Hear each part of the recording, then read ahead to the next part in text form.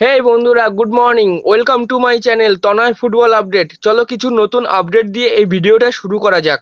আজকের ভিডিওর প্রথমেই জানাই সবাইকে শুভ দ্বিতীয়ার অনেক শুভেচ্ছা। বন্ধুরা, আজ প্রথমে যে আপডেটটি দিয়ে শুরু করব সেটি হলো, তোমাদের আগেই জানিয়েছিলাম যে অক্টোবর মাসে শুরু হতে চলেছে আইএফএ শিল্ড। তো বন্ধুরা, এই আইএফএ শিল্ড নিয়ে একটি মেজর আপডেট বেরিয়ে এসেছে। সেটা হলো, এই টুর্নামেন্টে যতগুলি ক্লাব খেলবে তারা সবাই কিন্তু 6 জন করে বিদেশি রেজিস্ট্রেশন করতে পারবে এই টুর্নামেন্টে, এবং অনফিল্ড খেলাতে পারবে 4 জন বিদেশি। হ্যাঁ বন্ধুরা, এটা কিন্তু গতকাল আইএফএ সচিব অনির্বাণ দত্ত কনফার্ম করে দিয়েছে একটি প্রেস মিটিংয়ে।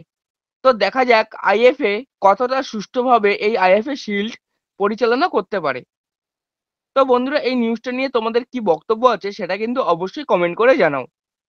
বন্ধুরা, পরবর্তী আপডেটটি হলো, ইস্টবেঙ্গল কিন্তু এই 2025-এর সিএফএল চ্যাম্পিয়ন হয়ে গেছে। হ্যাঁ বন্ধুরা, গতকাল তারা ইউনাইটেড স্পোর্টস ক্লাবকে 2-1 গোলে হারিয়ে পয়েন্ট টেবিলের শীর্ষে উঠে যায় এবং চ্যাম্পিয়ন হয় তারা।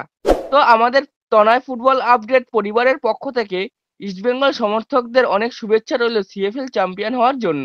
বন্ধুরা, আজকের পরবর্তী আপডেটটি হলো, সুপার কাপের পর্স কিন্তু এসে গেছে। হ্যাঁ বন্ধুরা, প্রথম পর্সে আছে আইএসএল ক্লাবরা এবং দ্বিতীয় পর্সে আছে আই লিগ ক্লাবেরা।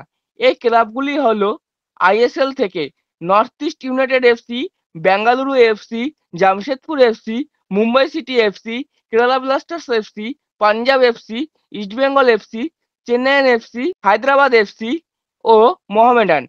এবং আই লিগ থেকে রয়েছে Inter Kashi, Real Kashmir, Gokulam Kerala, Rajasthan United. এবং মোহনবাগান ও গোয়া আইএসএল এবং সুপার কাপ চ্যাম্পিয়ন হওয়ার জন্য এ ও বি গ্রুপে টপে থাকবে তারা।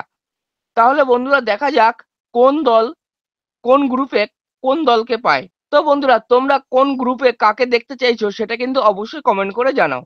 তো বন্ধুরা, এই ছিল আজকের আপডেট। যদি ভিডিওটি ভালো লেগে থাকে তাহলে লাইক কমেন্ট শেয়ার করো এবং চ্যানেলটি অবশ্যই সাবস্ক্রাইব করো এবং আমার ফেসবুক পেজটি ফলো করে রাখো সবার আগে আপডেটগুলি পাওয়ার জন্য। জয় হিন্দ, জয় ভারত।